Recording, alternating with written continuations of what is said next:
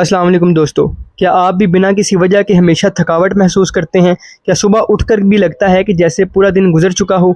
आज हम बात कर रहे हैं एक बहुत आम लेकिन अनदेखी हेल्थ प्रॉब्लम पर, हर वक्त की थकावट, और जानेंगे कि साइंस इसके पीछे क्या कहती है।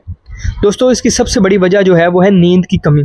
एक रिसर्च जो नेशनल स्लीप फाउंडेशन ने की, उसमें बताया गया कि 62% लोग रोज़ाना 7 घंटे से कम नींद लेते हैं।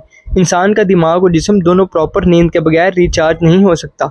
मेडिकल जर्नल स्लीप के मुताबिक सिर्फ 1 हफ्ते की कम नींद से भी बॉडी का मेटाबॉलिक रेट स्लो हो जाता है, जिसका असर डायरेक्टली एनर्जी लेवल्स पर पड़ता है। दोस्तों, इसकी दूसरी वजह है nutritional deficiencies. Vitamin D, vitamin B12 और आयरन की कमी दुनिया भर में थकावट का बड़ा सबब है। WHO के मुताबिक दुनिया के 30% लोग एनीमिया का शिकार हैं, जिसकी बुनियादी वजह है कांस्टेंट फटीग।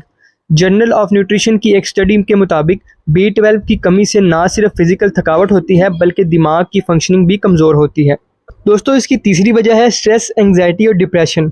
मेंटल हेल्थ और फटीग का गहरा ताल्लुक है। हर वक्त का टेंशन और बेचैनी हमारे दिमाग के केमिकल बैलेंस को डिस्टर्ब करती है, खासकर सीरोटोनिन और कोर्टिसोल को। हार्वर्ड हेल्थ पब्लिशिंग के मुताबिक क्रोनिक स्ट्रेस से माइटोकॉन्ड्रिया, जो हमारी बॉडी के एनर्जी फैक्ट्रीज हैं, कमज़ोर हो जाती हैं और जिस्म में एनर्जी की कमी महसूस होती है। दोस्तों, इसकी चौथी वजह है डिहाइड्रेशन।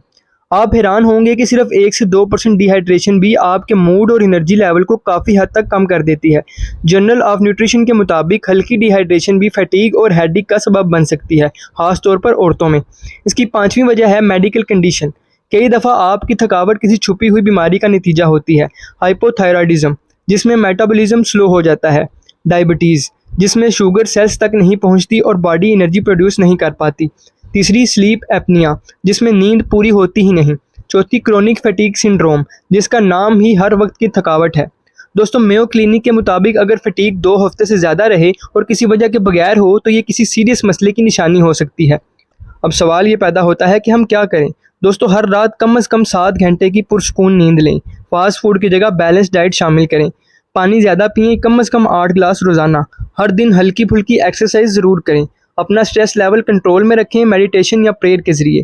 अगर थकावट बरकरार रहे तो ब्लड टेस्ट और मेडिकल चेकअप ज़रूर करवाएं।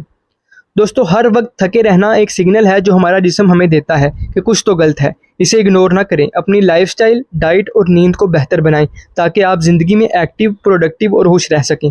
दोस्तों, अगर आपको ये वीडियो अच्छी लगी तो लाइक, कमेंट और शेयर ज़रूर करिएगा, और सब्सक्राइब करना मत भूलिएगा। और इस तरह की मज़ीद वीडियो देखने के लिए हमारे साथ जुड़े रहिएगा। बहुत शुक्रिया।